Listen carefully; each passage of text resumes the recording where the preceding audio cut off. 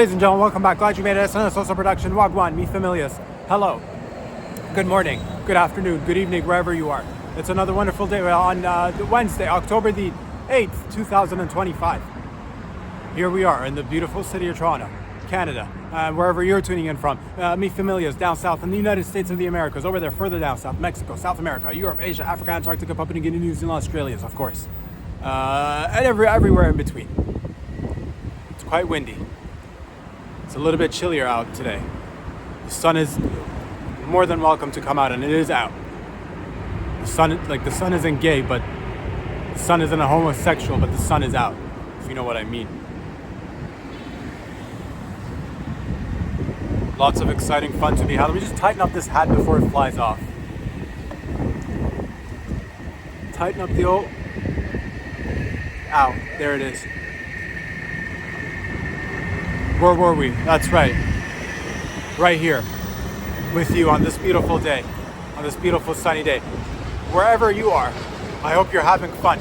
Nonetheless, lots of fun to be had. Lots of things to be discussed. So let us get started. First and foremost, I do want to say this. It's a grassroots little podcast. You could call it a family. You could call it a gang. We could be a little syndicate. We could be incorporated. We're one. We're many. And again, it's all about family and love. Having said that, wow, it's quite windy today. Did not expect. That's the thing, baby. That's the thing. You roll with the elements. Who knows? This is just the beginning. This is just the beginning of fall. Who knows what it'll hold out for us in the next few weeks, next few months. But nonetheless, let's get back to the program. Not that there's any particular agenda or any particular direction to this show. Family, loved ones, lovers of all kinds. How do you be a lover? How do you maintain a lover? Despite sometimes the fact that people have certain habits or ways of doing things that might get on your nerves. For example, and this could happen to anybody, but we're here to help. We're here to do our little part together. I heard recently, like many of you may have heard, Big Mike. Shout out to Big Mike and Barry. Talking about Michelle and Barack Obama. And if you notice, the camera is shaky. It's the way we roll. That's the way life is. Life is shaking. Life is not stable. It's how we keep it fucking real out on these streets.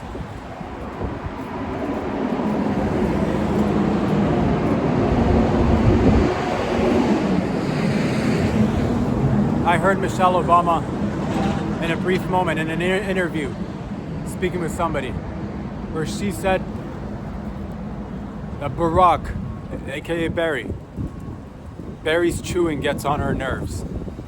His chewing habits gets on her nerves, and the kids' nerves too. So this is why I'm here to help. I thought to myself, this could happen to a former president, an ex-president. It could be happening to any one of us out there. It could be happening to you right now.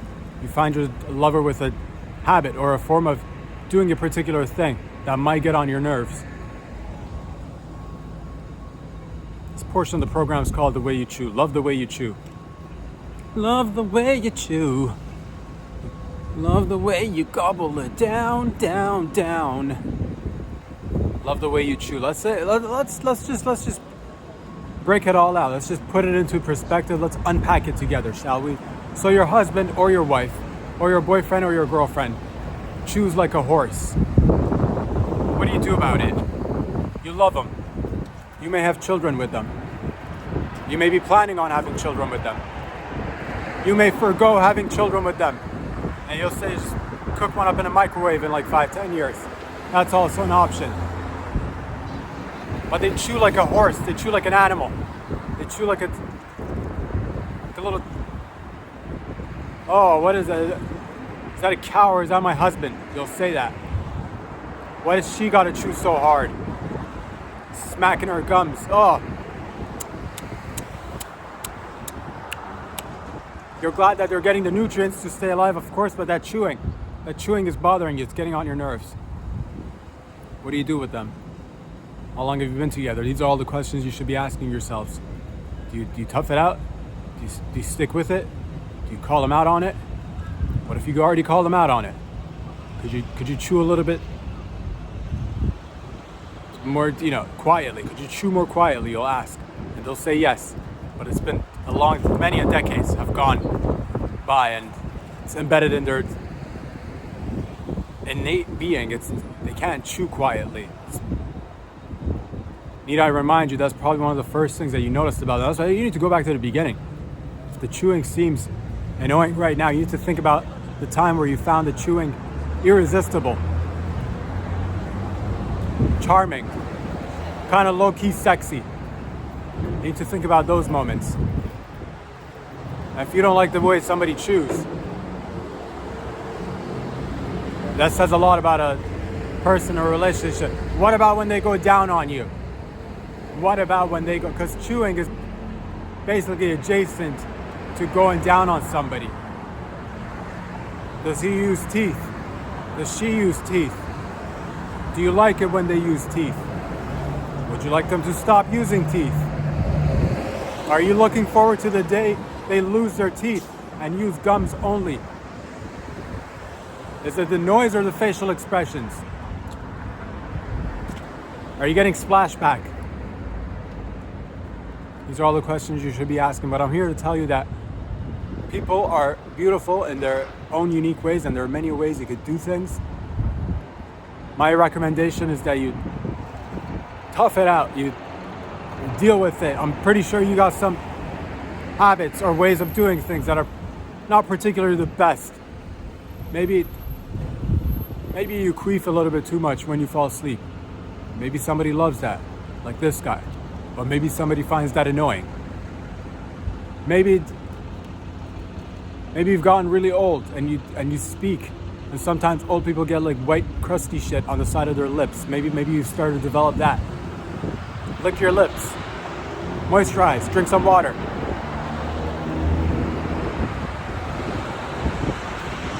Because the easy route is to get a divorce. Is to get yourself a whole new household. Live separately. And you'll be like, oh, the first few weeks will be wonderful. Oh, no more smacking of the gums. No more chewing like a farm animal. No more chewing like a wild beast. But then a few weeks goes by, months goes by, a year or two goes by, and you start to date around, and you've noticed other people have different habits too that might be annoying. So it all depends on you, really. It all really depends on you. What happens if you chew like an animal? Could be a point of reinforcement in the relationship. It could be like, man, I love the way you chew. I love the way you shove food in your face. I can't wait till you shove my crotch in your face. Or it could be a point where you're like, oh, I can't stand this. Can't stand the loud chewing anymore, and you get a divorce. And you marry somebody else, and then what if they got the leg shakes? You know what I'm talking about, when you sit beside somebody and their leg keeps on shaking? What about a leg shaker? Ever have to deal with that? A leg shaker, and you thought chewing was bad. Now you're vibrating, you're gyrating. And you weren't counting on that, were you? And now you're reminiscing, you're like, oh, I miss my former husband. Sure, he might have been a little gay. Sure, he might have acquainted a few fellow lover men's here and there. Sure, we may have had to shove a former chef in a pool and make him drown. Sure, allegedly. Sure. But guess what? The leg shaker is far worse. And the leg shaker has not been able to become president and accumulate millions and millions of dollars of wealth, even after the presidency. So you live with it. You say the hell with it. The chewing is worth the millions of dollars. Look at the book deals. Look at the talk deals. You go and give a speech, hundreds of thousands of dollars, if not millions. You're on TV now. So think about that. The next person who might come along is not going to be perfect either. Or fuck it, roll the dice. The next person might just be perfect. That's the whole, I don't know what to tell you. The point is, it's your decision to make. Take half of the accumulated wealth, divide it in half, splits will. 50-50. Take your money, get yourself a new man or a new woman. They could be twice as young. They could be in their 20s, quietly chewing and humping your leg. Left, right, and center. Remember those days when you were young and humping somebody's leg. So think about all those. You got plenty of options available to you. My most important piece of advice is, if you can, tough it out. If it's absolutely disgusting and you want to throw up every time they chew, then get a divorce. Get 2 divorces so you can't marry them back, because some people go on like get a divorce and then they change their mind.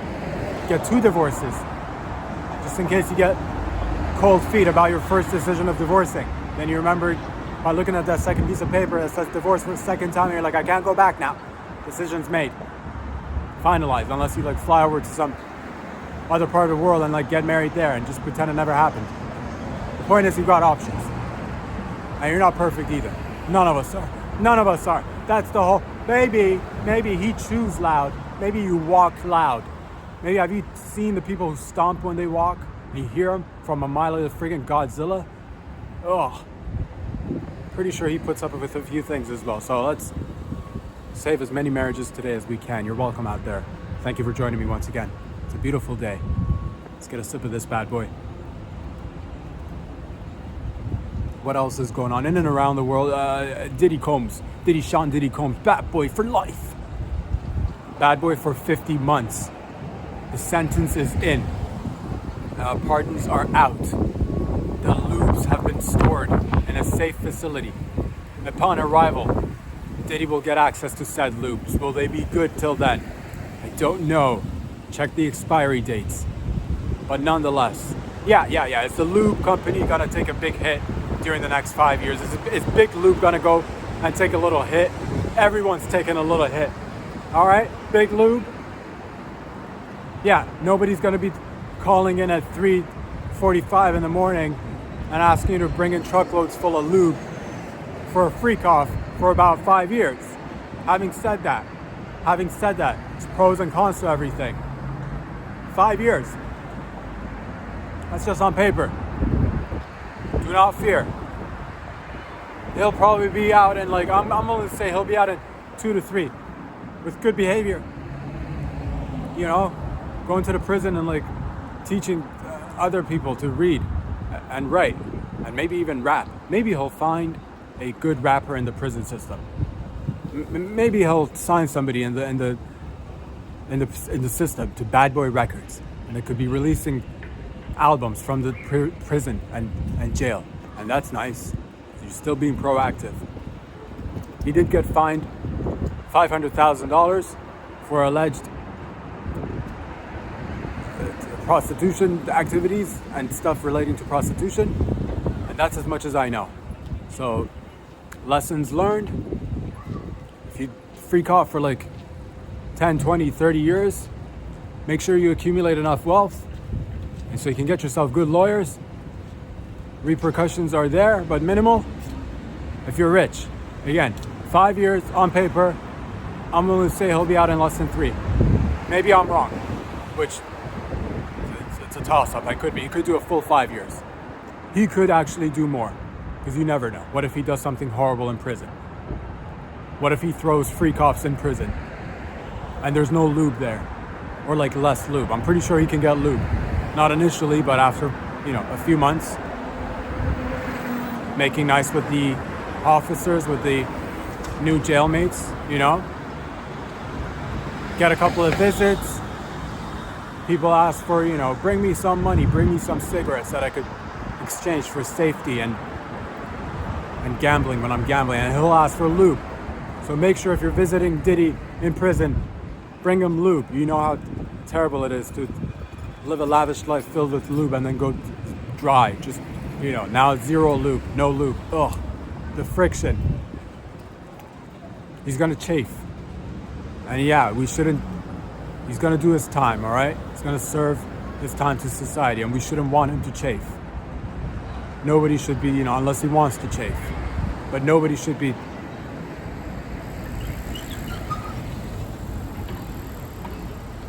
mistreat, even because I don't know the details of anything. I'll just say this: if he's gonna do time, then he's gonna do time. But let's not punish the man more than he has to be punished. So the chafing, maybe after a few months of good behavior, maybe toss him a couple of bottles of lube, and that's not too bad. That's not too bad for like a few decades of doing the things he's allegedly been, caught doing. That's not too bad. That's not too bad. That's just, could have gone way worse. Could have been 10 years, could have been life. All right, and wrap it all up too. Wrap it all up. What's the overall message? Again, if you want to do freaky shit, make sure you have a ton of money. This is a good precedent for all the Epstein-related cases. This is a good precedent. There's hope. If you've got a ton of money, there's hope. If you're connected to big names, if you're in politics, if you're a celebrity of sorts, if you've got a lot of money, it'll be all right. Don't worry. Again, if you're poor, fucking be careful out there, because you'll do a lot of time. If you're rich, with good lawyers, you just be really getting in shape. Basically, think of it as a time where you'll just be getting in shape, catching up on reading, and making new friends, and potentially signing people to your new company. So you gotta, or same company. Keep bad boy. Keep the same company, but or create a bad boy, good boy now. Good boy. Men. He was younger when he created the company. Boy resonated back then. It's bad men. Bad men for life. Good men. Good men records.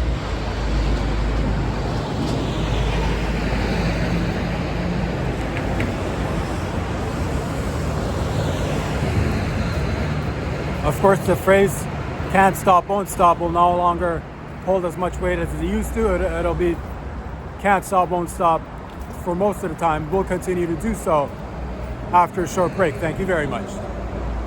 Put up a sign. Can't stop, won't stop. Put up a sign like a convenience store does. We'll be back in about 5 years. Sorry for the inconvenience. Doing renovations, can't stop, won't stop. For life. But everybody needs a break. So there you have it. That's a little bit of story time and entertainment news in and around the world. Thank you for joining me once again. It's a beautiful day.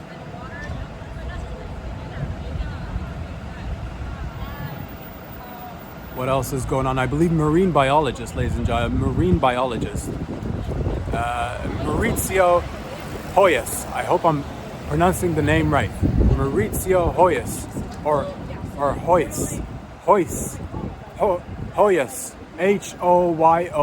Hoyos, Hoyas, not Hoy.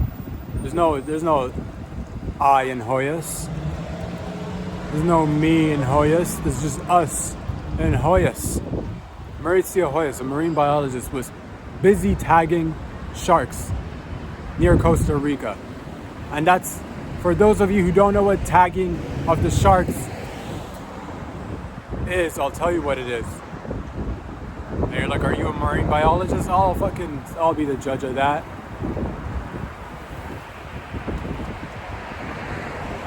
Tagging sharks. It's an important part of a marine biologist's life. Do you remember the time when you were younger and you were playing tag at the school playground? Remember that? Tag, you're it. You touch a fellow rugrat and they're it, and then they chase you, and then they touch you, and then now you're it. And you run around for like half an hour, 45 minutes, playing tag, tagging each other. You're it. So what this marine biologist and the other marine biologist did was play tag with the sharks.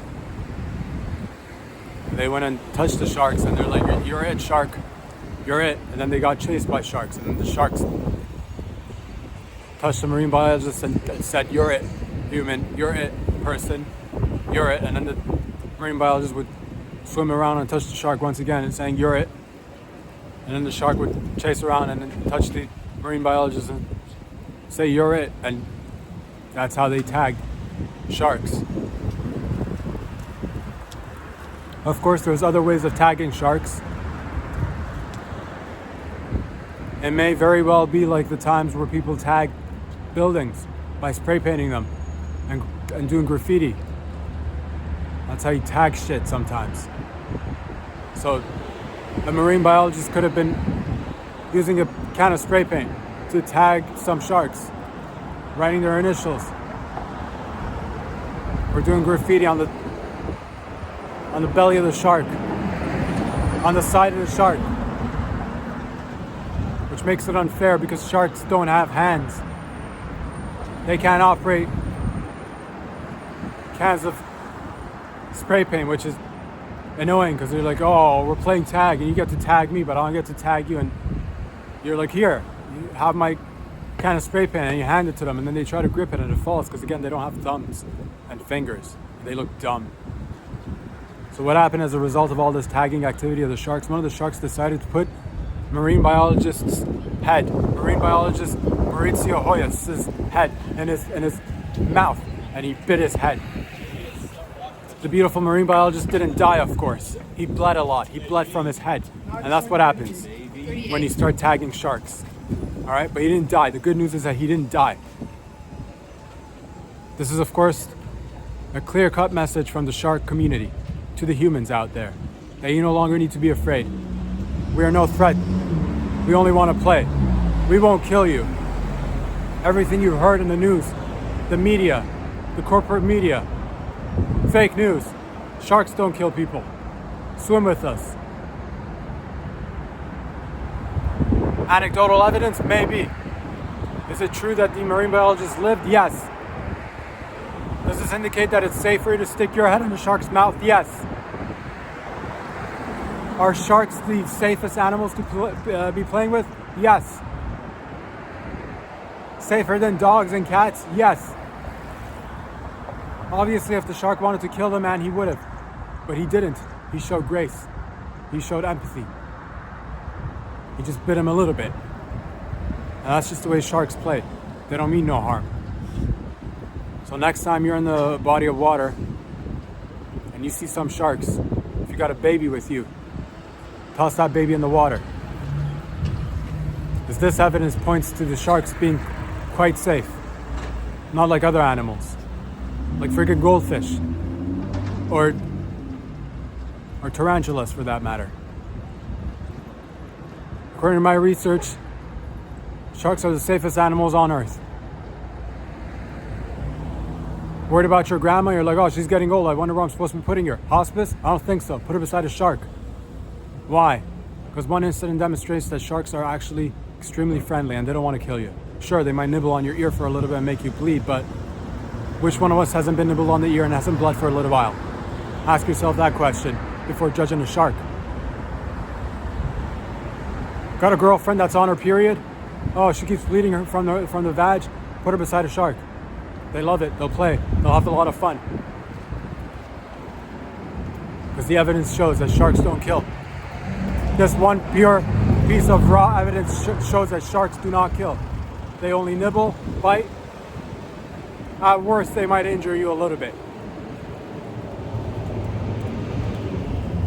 And you're like, what if a freak accident happens and I lose a limb? Get bionic limbs. Your limbs are dumb.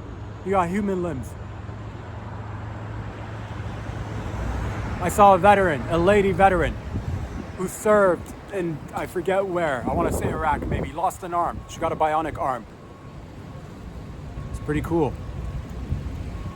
It's pretty cool to get a bionic arm. It's the future. So all in all, the takeaway from all of this is that sharks are safe, and do not listen to what you hear on Shark Week and the Nature Channel.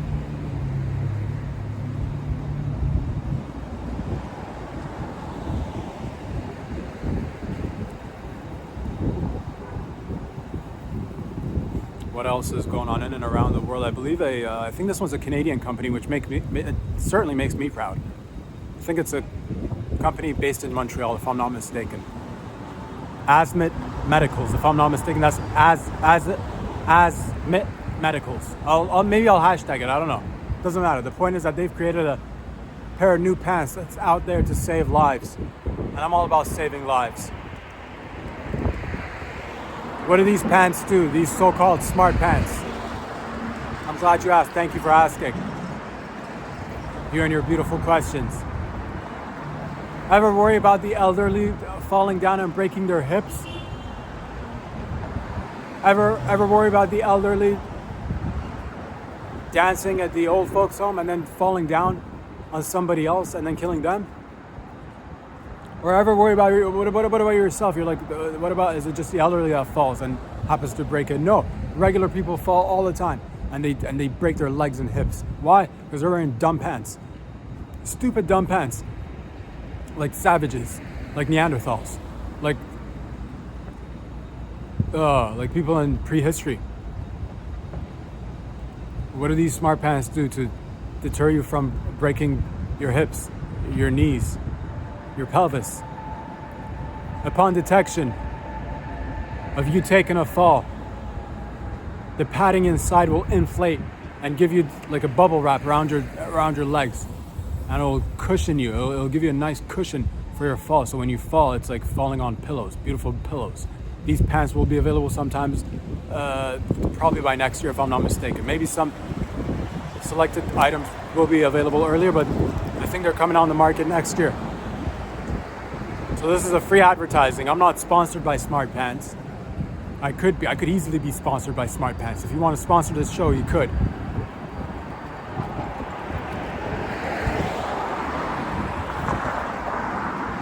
But I don't wait around for people to come and do sponsorships. I take initiative, like many of you out there, which is why I created my own pants, sexy pants.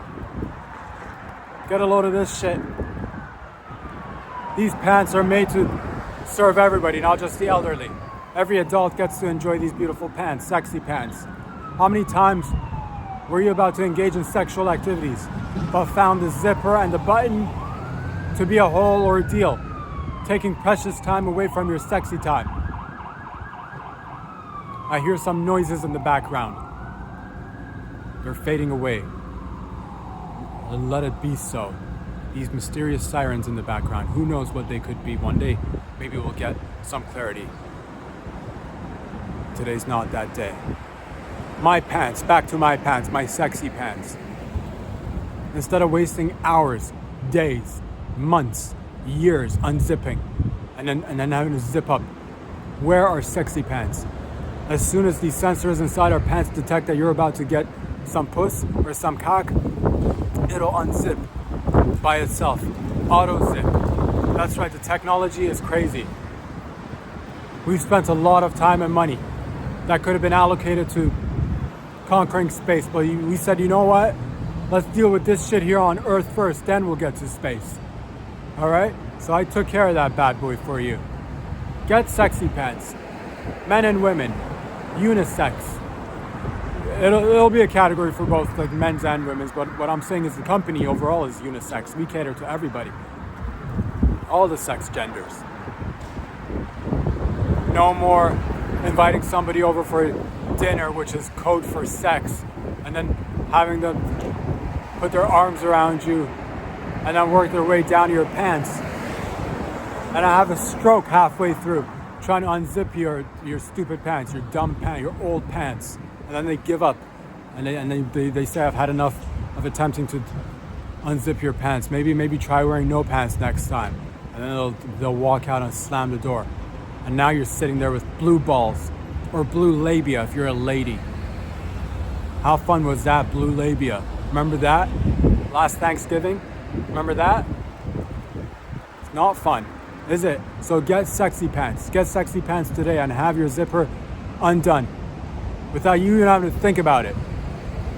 You're like, what if it's just a hand job or a blow job? It'll still unzip. As soon as it detects any sort of potential sexual activities, it'll unzip. And there you go, without ever having to use your hands, your clammy, sweaty hands to unzip your own pants or your lover's pants. saving billions of lives, saving relationships, saving families, nuclear fission families, saving nuclear fusion families, windmill families, solar panel families, candlelit families, the families with no lighting at all, cave families, families living underwater, families who roam around in caravans, never really settling down anywhere, those families.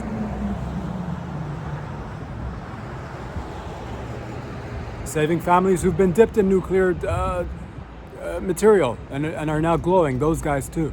Everybody gets it. And you could get it too. Sexy pants. Get yours today. Forget about the hassle of zippers. Don't be an idiot. Don't be a fool in front of your family and friends. When there's a gathering of your family and friends and you're all about to unzip and you're fucking struggling like an idiot, like a moron. All your family and friends are enjoying the benefits of sexy pants. You're acting like you crawled out of the 90s with your dumb old pants. Save yourself the humiliation and have some dignity.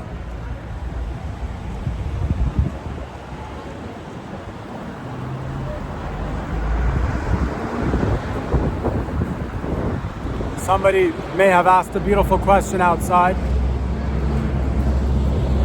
or inside. I don't know where they were, but they asked a beautiful question. And that question, ladies and gentlemen, is, but first and foremost, thank you for the beautiful question. Thank you for being brave. Thank you for asking. Because if this is a question on your mind, it's probably a question on a billion other people out there who are just like you. Exactly the same as you. You're easily replaceable because there's many people like you. But somebody asked a beautiful question and they said, how do I finger her asshole? Oh, how do I finger her asshole? If I had a penny every time I've been asked that question, if one of those pennies happened to have been rare, or like you need fucking like a good penny, a solid, fucking 1931 penny. I don't know what year pennies are, worth a lot. If I caught one of those pennies, I would have been a rich man. But nonetheless, the point is that when it comes to fingering her asshole, first and foremost, you got to find her asshole. All right. First and foremost, you got to find her. So let's start with that. Do you get yourself a female? And although this question was asked from a male perspective or the male gaze, it could easily be reversed for the females as well. So don't mind the guy asking the beautiful question. If you're a female, a viewer or a listener, you could easily use this for yourself and your lover, who could be either male or female too. So this is really a unisex question once again.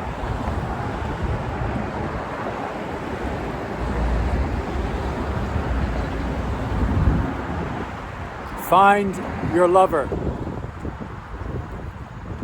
If it's a female, start playing with the puss. Use one finger to rub your finger on the puss. And then tap it, click it. That's the way they like it. Click it, click the clit. Notice how clit and click are so close in terms of sound and even spelling, really close. Clit, click. Click that clit like you click a mouse. Click, click, double click. Right click, left click on the clit. Get her to get a little bit wet. Smudge the clit.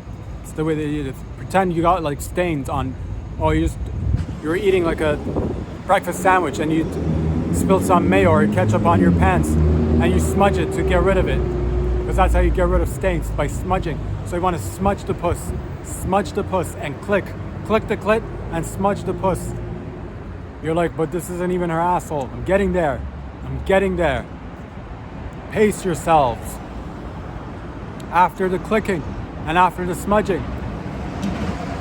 Use a little bit of the moisture released by the vagina to move down closer to the taint and asshole area.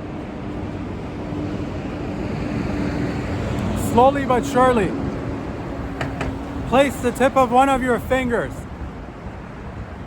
inside her asshole. Not all the way, not all the way. Just a little bit, just a little bit. One band, just one band.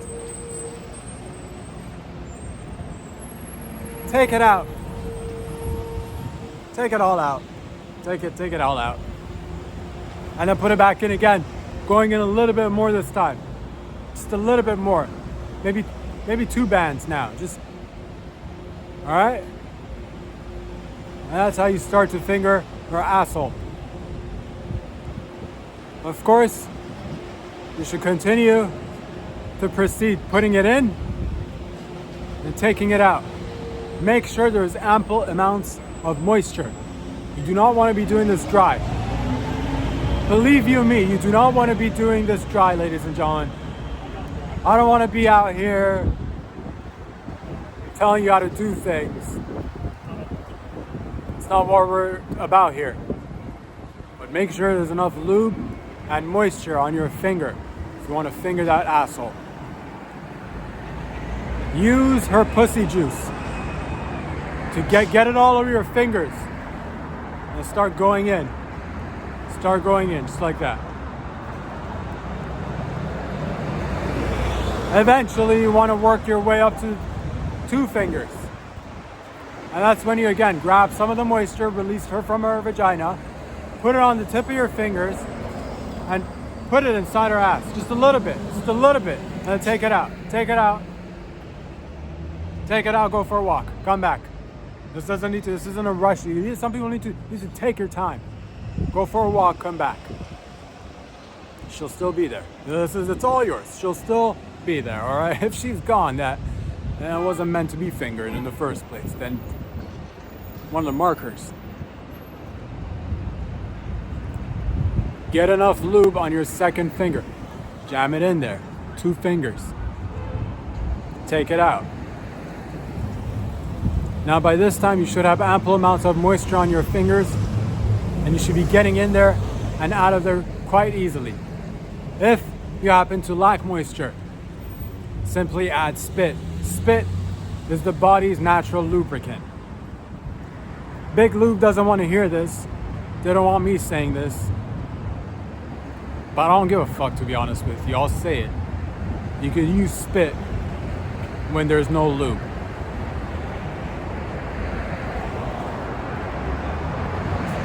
Let's just say that one more time, because I know they don't like this shit.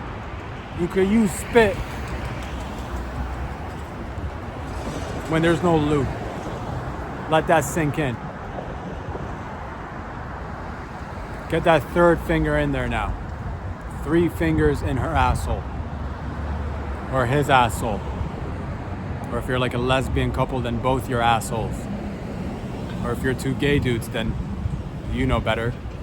Don't need to tell you. But nonetheless, proceed to put 3 fingers in, take 3 fingers out. Once you're comfortable with that, get enough moisture on the 4th finger. And then that's when you go 4 fingers in. Go up and down, go up and down, up and down, just like this, in and out, up and down. All right, just like that. As if you're like, you're trying to, imagine yourself trying to like wedge your hand in a wall that's been cracked open and there's like, it's like water coming out from the other side and you gotta like wedge your hand in there to stop the water from splashing out everywhere, making a mess. 4 fingers in, 4 fingers out. Now that you got 4 fingers in there and you're comfortable, I want you to lube up the thumb. Now the thumb is tricky. The thumb is tricky. And they said that way back they said the thumb is tricky. I think it was the Old Testament that said that. The thumb is tricky. You want to fold in the thumb. Fold it in before. Don't go like fucking. Don't just fold it in. Fold it in there, and then make sure there's enough lube and moisture on your hand, and then finger her ass like that, and then take it out. Go for another walk. Come back. And continue to put your hand in her asshole. And that, my friends, is how you finger her asshole. I hope this has been helpful. Of course, this is not the be-all and end-all. I'm not out here claiming anything. I'm just a guy like you. Unless you're a woman, then I'm nothing like you. Biologically speaking, way different. You got fallopian tubes. I've got testicles. You got soft, squishy tits. I enjoy your soft, squishy tits.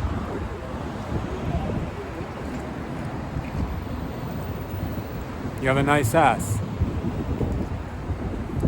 I can't do anything with my own ass, so I appreciate yours. But see how we're different? Unless you're a guy, then we're exactly the same. Biologically speaking, that is. With minor differences, of course.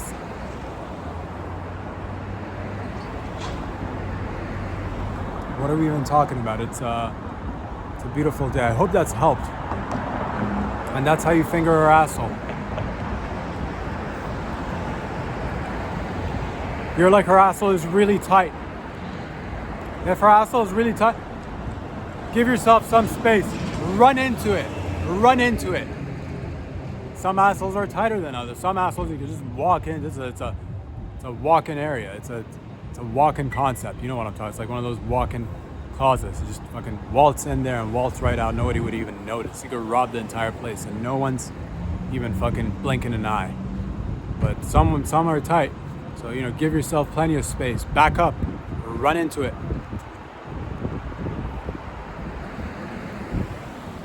Get a crane.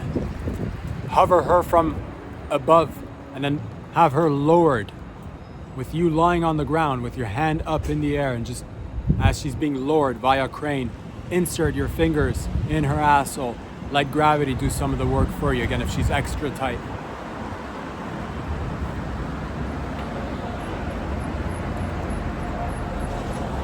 Now, it is 2025, ladies and gentlemen. I do want to say this, that many people bring different concerns forward, and I just happen to listen, and I try to take care of everybody as much as I can. One of the biggest concerns of 2025 has been the mess that females make during childbirth. I'm talking about the water breaking. It's 2025. I say enough of that. Thank you for bringing that concern forward. Females do indeed make a mess once they're about to give birth. And we've kind of brushed it off and looked the other way and said, yeah, let's just, whatever, it's just ladies being ladies. They're giving birth. Let them make a mess. Countless couches have had to be tossed out. Countless carpets have had to be burnt. Countless floors have had to be ripped up, and just entire buildings have had to be burnt to a crisp so we can start building once again, because a woman had her water break on the premise.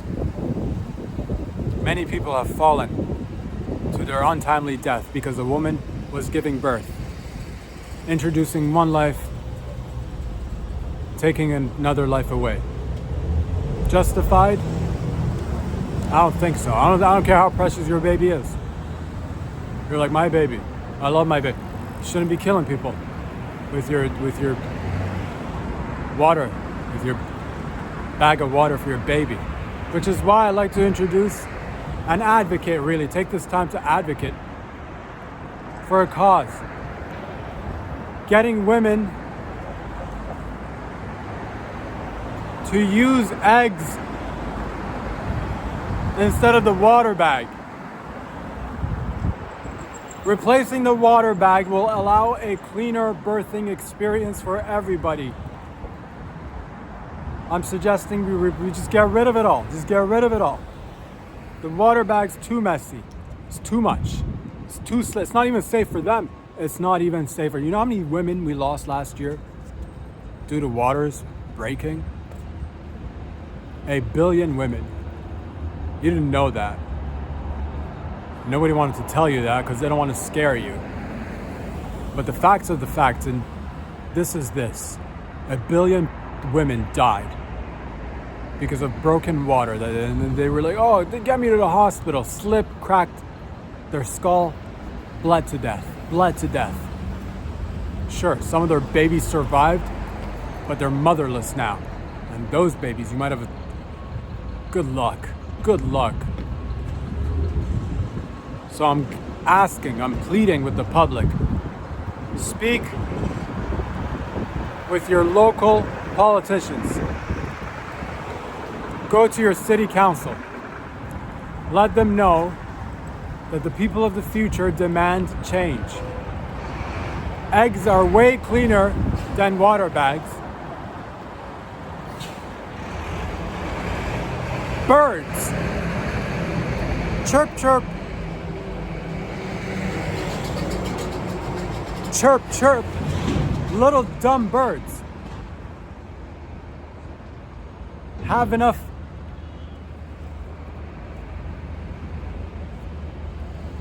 call it basic instincts. They know, they just instinctively, they know that we should just forgo the water bag and hatch eggs instead. And those are birds. Some reptiles, dumb reptiles, alleged dumb reptiles, which you make fun of. I figured it out. It's better to give dry birth with an egg than it is to make an entire mess and deal with the aftermath. How many cleaning services have gone bankrupt attempting to clean up the mess left behind by the female population during birth?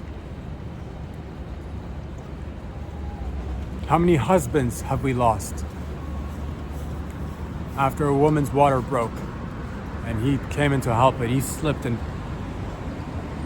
fell on some sex toys that were just laying around and he died. He's there laying in the casket with 5 dildos, 2 in his ear, 1 in his throat, 2 in his asshole.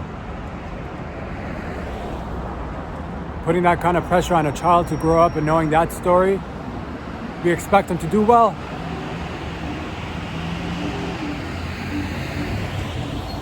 So please, let it be known that we want change. It's a simple matter of going from liquid to solid. And let the women know that we're there for them in order to support them in this transition. The future is not messy.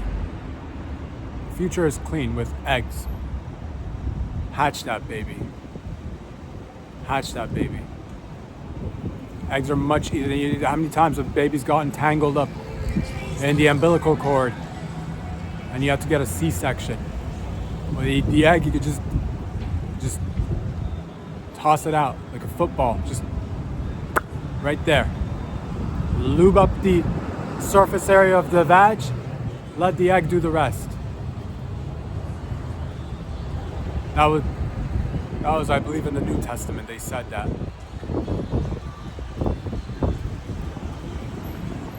I'm looking into it. Whether or not they said that or not, I'm pretty sure they said something along those lines. I'm looking into it.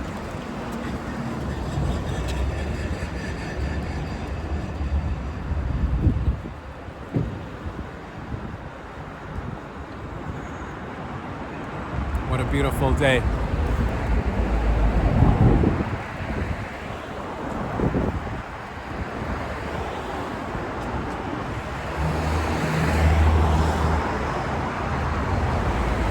All these wonderful people joining us on the go, driving oh so naturally. Realistically, they're professionals, acting like they're driving, but really they're not. They're not they're like they are, but they're not. I just don't want you to be like, wow, that looks realistic. It's because they're good. They're good at their job.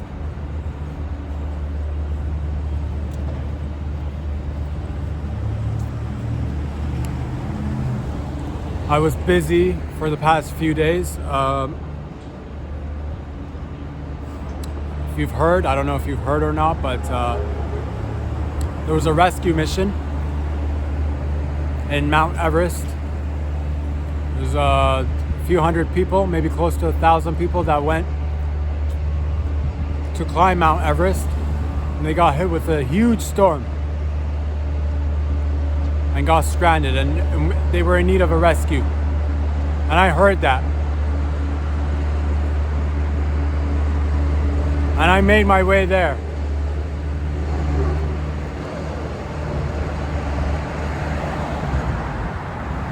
I saw the devastation, people screaming, panicking, covered neck deep in snow. And I'm like, I'm here to help.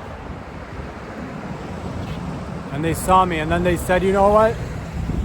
What are you doing here, Rob? Some of them said that. You don't know, you weren't there. Were you there? I don't think so. I said, what are you doing? I said, I'm here to help rescue you. You've made a dumb decision. I said that. You made a stupid decision of wanting to climb Mount Everest. You're dumb. I said that, but I love you. And I'm here to rescue you. And they said, no, go back. Go back, man. They said that. I'm like, no. I'm here to help rescue you. They're like, go back.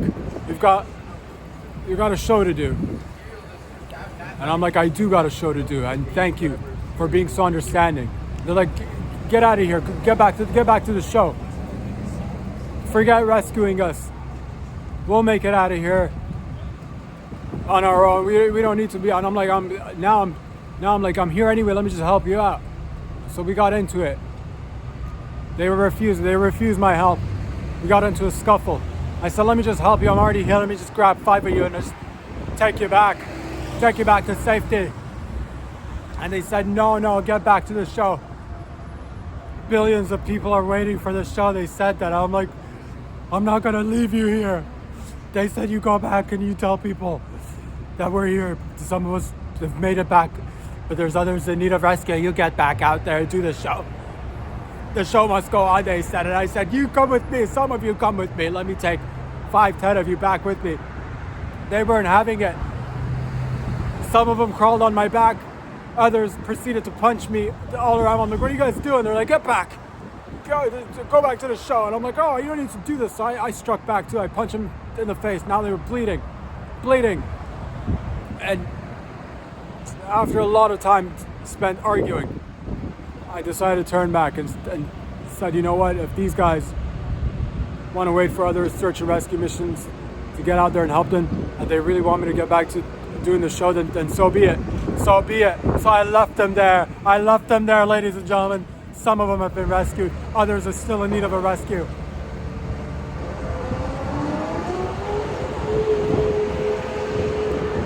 Their words, not mine.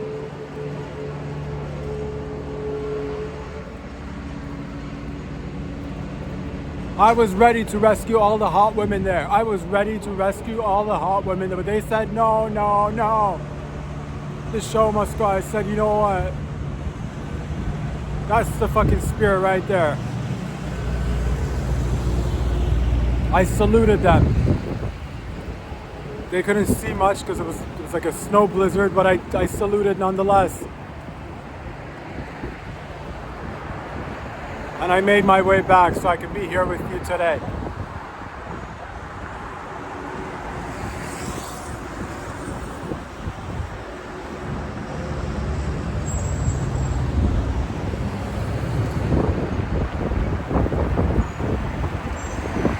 My only issue is with Mount Everest that a lot of people climb it.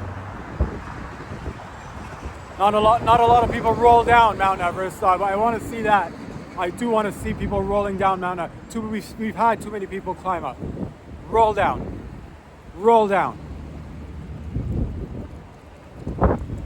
God, it's getting windy out here. It's nice. My nipples are really hard right now. hard enough to cut through glass. Hard enough to etch your name in your bracelet, in your golden or platinum bracelet.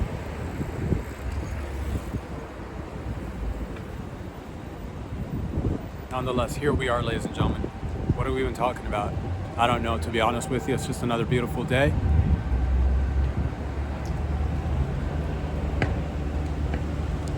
This one doesn't bring me any joy, but it happened. And I'm going to tell it the way it was, or as I think it was.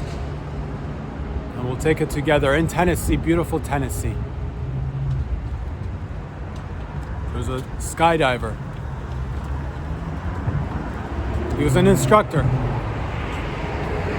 And he went out there to skydive and instruct. They were going to do a tandem skydiving event. Tandem, for those of you who don't know, is when you go double. Well, you strap yourself to the back of a skydiver, or another one, and then you dive together in a 69 position.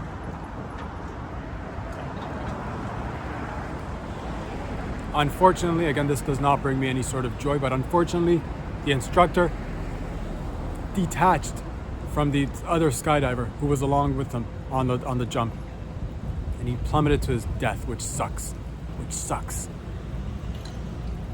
Good news is that the other guy lived. I don't know if it was a female or a male. I think it was another dude. He landed on some trees, which probably wasn't comfortable either. Good news, one lived. Bad news, the instructor died.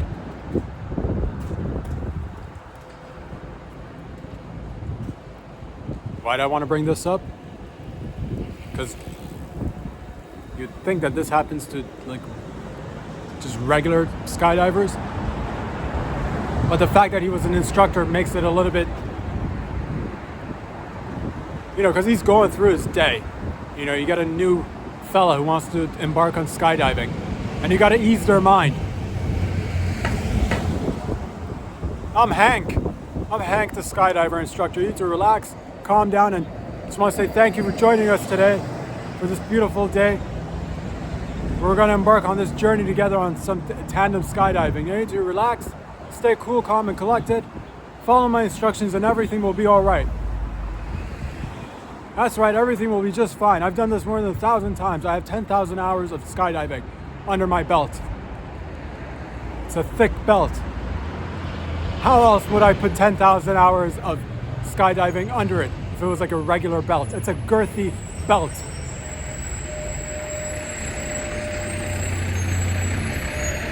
You need to relax, follow my lead, and everything will work itself out. And meanwhile, the new person is just arriving at the scene, having the first time shivers, second thoughts. Do I go forward with this? Could anything go wrong? And again, Hank, the instructor, is there to assure you that nothing will go wrong. This is safer than swimming with the sharks, he'll say.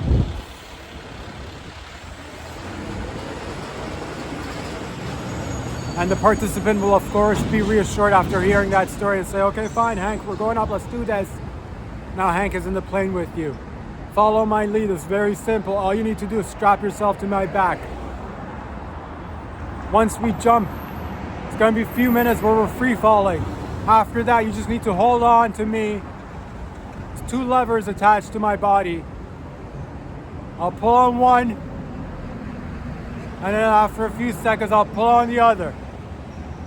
The parachute's gonna go up in the air, allowing us to come down slowly and take in the scenery. And you need to just relax and enjoy this whole thing. Like I've said before, I've done this 10,000 times. Follow my lead and everything will be all right.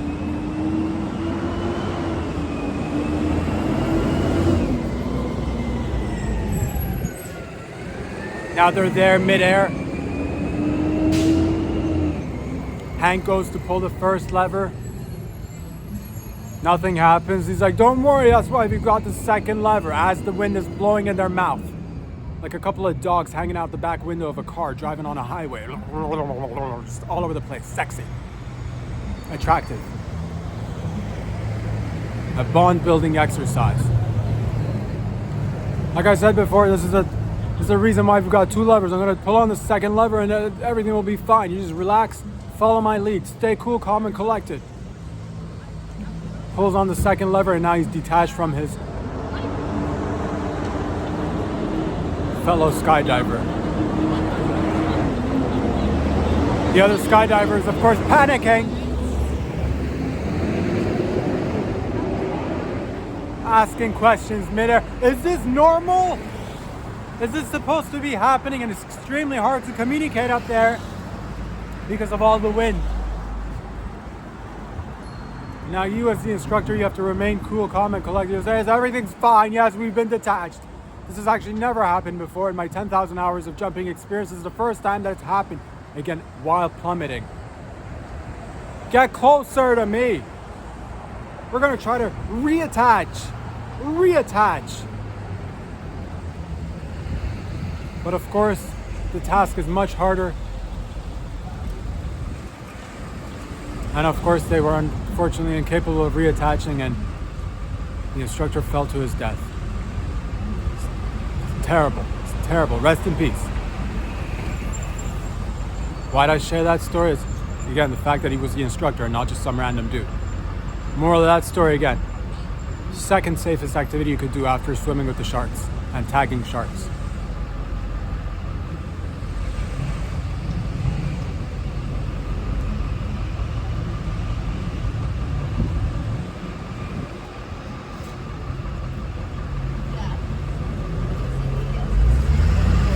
Thank you for joining me. It's a beautiful day, that's right.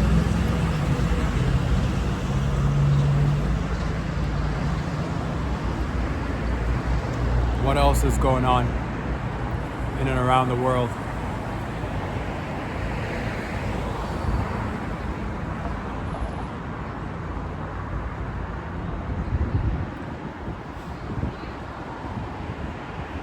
Just taking our time here. Beautiful day to be out. Why not? Enjoy the scenery.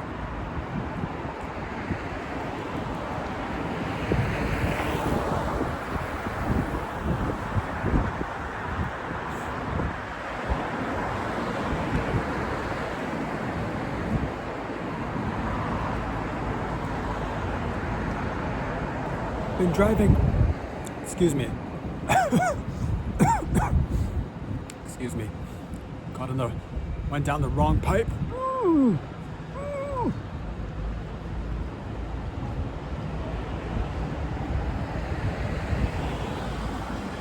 Been driving around the city thinking to myself, and I said, is there any way we could improve lighting? That's right, lighting in vaginas specifically. Because you go in there sometimes and it's dark and you can't see much. It's like, whoa, what's going on in there? Hello. It'll echo back to you. Many people have gone inside vaginas, have never come out because of a lack of lighting. Which is why I thought to myself, I'd like to make a change. I created little chandeliers that could be installed inside of vaginas, allowing for more lighting for the inside of the vagina. Gone are the dark ages. This isn't the medieval times where you look inside the beautiful space of a vagina and see nothing but emptiness. Just a dark hole. What's inside? No one knows what's inside there because of low lighting. My tiny chandeliers will allow for you to figure out finally what's inside. Cadbury egg? Who knows? You know, a little toy that you could put together and just like win a prize. You don't know that. It could be a little toy. It could be a little Happy Meal inside there waiting for you, but you don't know that because of poor lighting. Last year alone, 575,000 men went inside dark vaginas and never came back out. They couldn't find their way back out. They heard the rumors and the other stories like Oh, just go in there. You'll find your way back. They never did. They never did. Now they're just another statistic, just another number, missing persons. And they'll tell you if they don't return in the first 48 hours, then they're probably never going to return.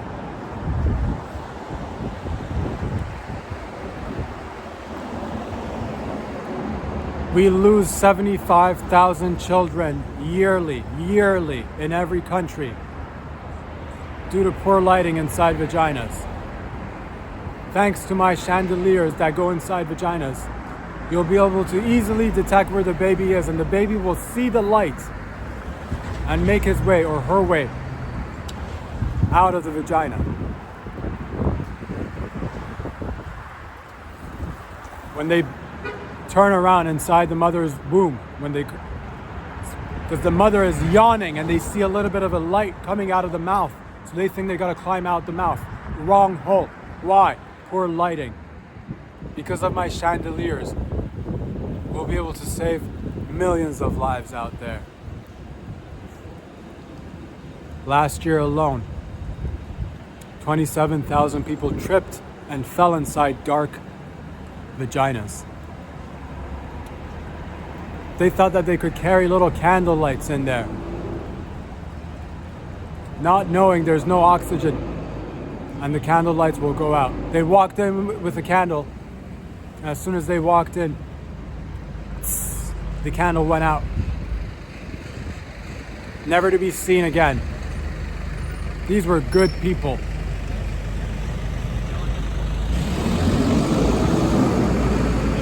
Could be your brother. Could be your sister. Could be your dad. Could be your grandpa. Could be your cousin. Could be your best friend. Could even be you.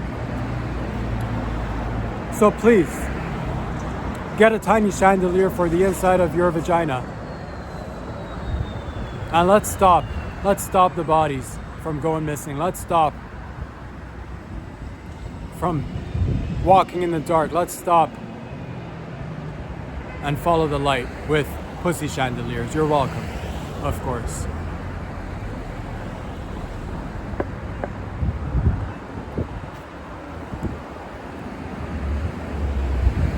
A lot of people ask, what should we do after the whole pandy schmandy? We went through a phase where people were working outside from the office, and then they started to twerk from home. Now the debate everywhere is it better to twerk at the office or twerk from home? According to my research, well, before we get into the statistics of it, let's just break it down. What's the difference between twerking at the office versus twerking from home? For many generations, for thousands of years, men and women have been twerking from the office or outside.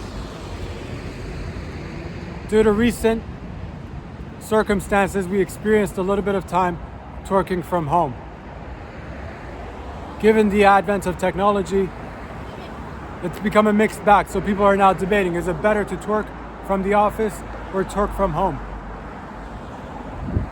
When you're twerking from the office, you're surrounded by other individuals who are also twerking. The spirit of twerking can enhance the twerking experience. There's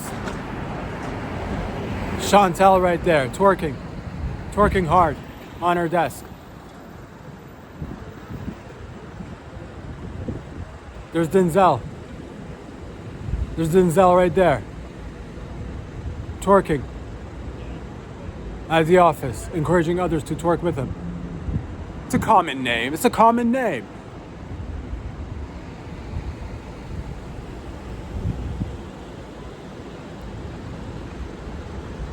There's Sally twerking on her lunch break because she cares about twerking a lot. She's like, I'll take a quick lunch break. I'll twerk while I eat at my desk. And others see Sally twerking And they say, God, Sally's a go-getter. She's twerking everywhere.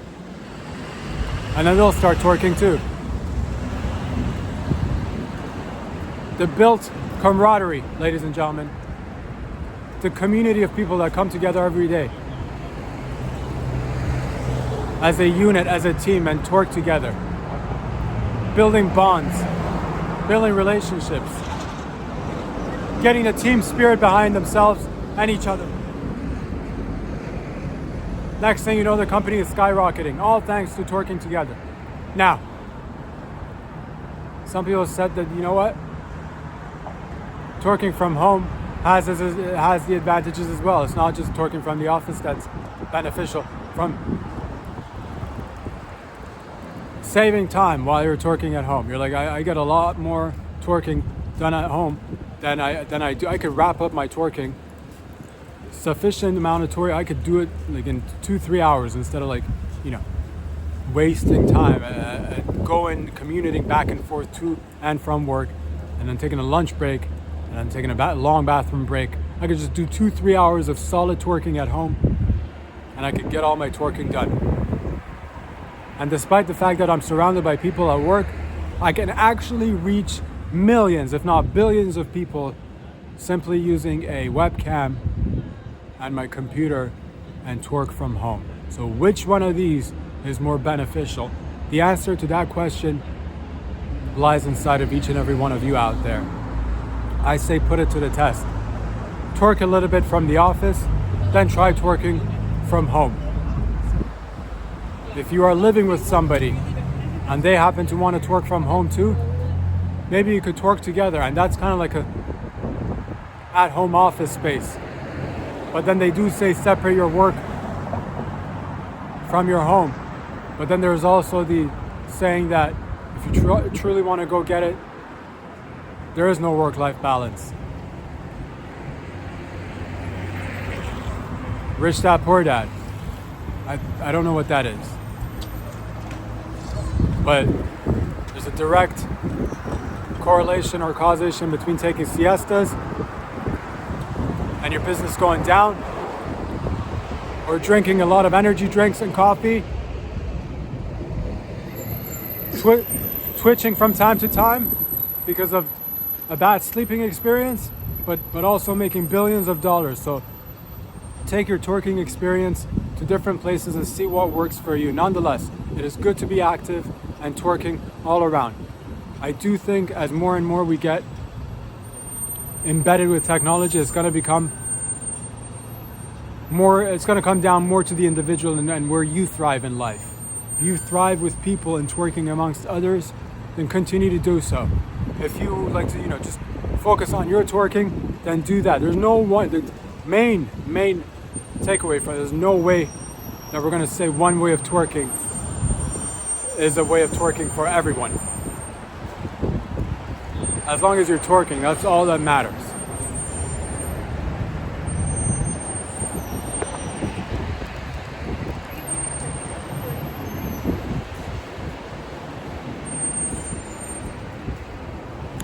I've noticed that there are a lot of child care centers around the city, which makes me think that we need to have some alternatives, which is why I like to introduce to everybody child neglect centers. That's right. If your children are out there and you're like, man, they've been getting a little bit too much attention. They're getting spoiled by all these care centers. They're going to become bratty and just, too dependent. I want them to be out there learning how to do things independently. That's why we have the child neglect centers. That's right. Send your children to child neglect centers where they'll be neglected, ignored, facing avoidance, which is nice. Child A in a care center. Good gaga. Feed me. I took a crap in my pants. Change my diaper. They'll say that. Diaper changed. Snack given. That child grows up to be a criminal. Child B. Goo goo gaga. feed me. I've crapped my pants. No one there to save the child. That's child B. He learns to be resourceful. He finds an extra pair of pants and underwear. Tosses his old pair of pants and underwear in trash. Cleans himself up or herself up. And no one's the wiser. Does not grow up to become a criminal.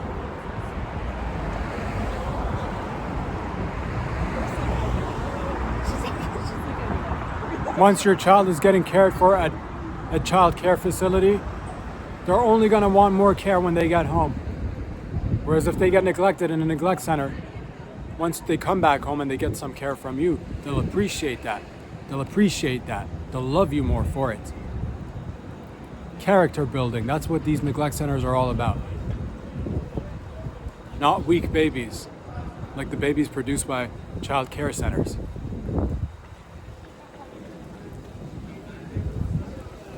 I'm hungry, feed me, the baby will say. Of course, in a child care facility, they won't have to lift a finger.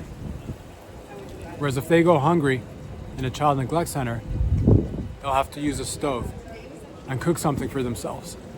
Sure, they might burn a few fingers. They might slice and dice a couple of their fingers. They might injure themselves. They might have to end up going to a hospital. The emergency care services. They may end up with 20 stitches across their face.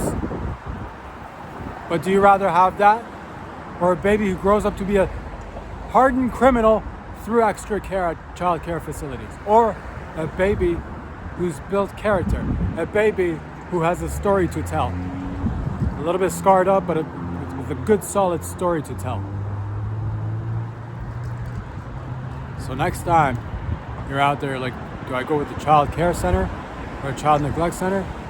Think of the future of your child and what it means to be giving them care versus a little bit of neglect.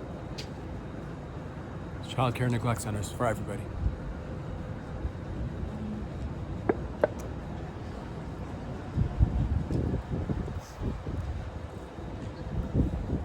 I don't know why people ask for a stool sample, and I know if I'm thinking this, you're probably out there thinking this as well. I've never been a type of person that just gives out samples. If you want some stool, I'll give you some stool. You know what I mean, homie? You know what I mean? I don't need a bitch to be going out there, let me see that stool sample.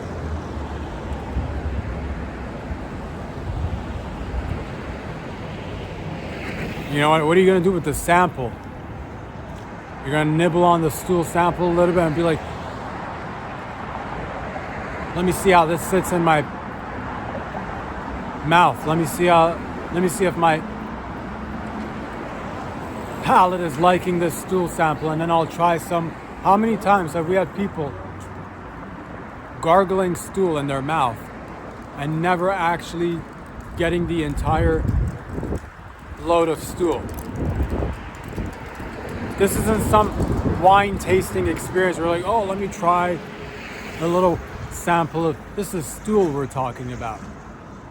When it comes to me, if anybody ever asks for a stool, I give them the whole thing, the entire load of stool. I'm like, here, man, just have it, lady, have it all. Why take a sample? What are you gonna do? Go home and think about it? Just take the entire thing.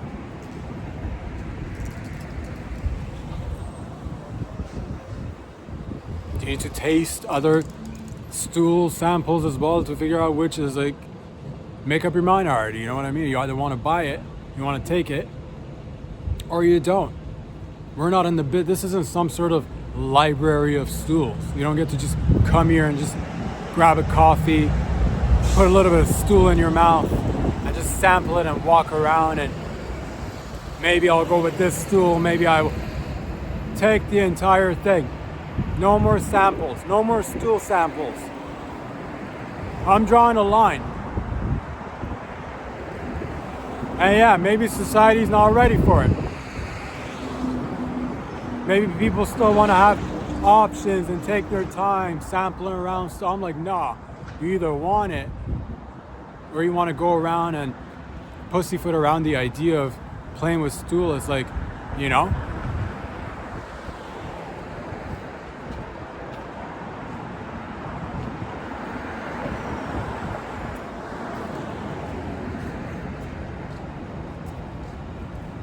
Sit on this stool. You've heard that before. Sit on this stool. And, you know, people just, how do you even, you know, a lot of people are like, oh, what does it mean when somebody asks to sit on some stool? Could it even be done? People are doing it right now. People are doing it right now, all around us. Billions of people are sitting on stools each and every day. You could sit on your own stool. Some people have they got their own stool. You can sit. It's called your designated stool. You can sit on that. Is it okay to share stools? I say yes. I say yes. It's okay to share a stool. You know, it's like me stool a stool. I'm not gonna be stingy with my stool. If you want to be like, oh, I need to just sit on a stool, take that stool, sit on it. I'm not sitting on it right now. Sit on this stool. There's no point of having this pile of good stool go to waste if I'm not sitting on it. You want to sit on this stool. Sit on the stool. You're like, what if it gets messy? And us sharing stool is like, man. You know, how many times have we missed out on life opportunities because we were second guessing ourselves and saying whether or not it's going to be messy? I said, go ahead and sit on it already. If you want to sit on this stool, sit on this stool. Can I stand on this stool? You could stand on the stool. You could sit on the stool. You could put your feet on some stool. Lay back and put your feet on some stool. You know?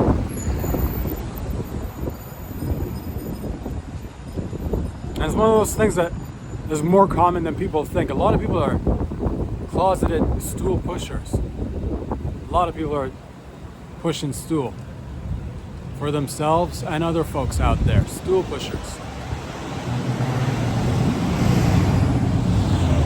And to that I say, you're like, what if people find out? What, that you're polite? That you think of others? That you're not just in it all for yourself? It's easy to just grab your stool and sit on it. It's another thing to say, I'm gonna go ahead and think of somebody else for a change. I'm gonna let somebody else, you relax while I push this stool. You relax and sit on this stool. And you push that stool. I say there's probably more of us out there, and I like to think that most people are good. I believe that most people are good. If somebody wants to push that stool for you, it's like, hey, let's sit back and enjoy it. Let me just go hands free and enjoy this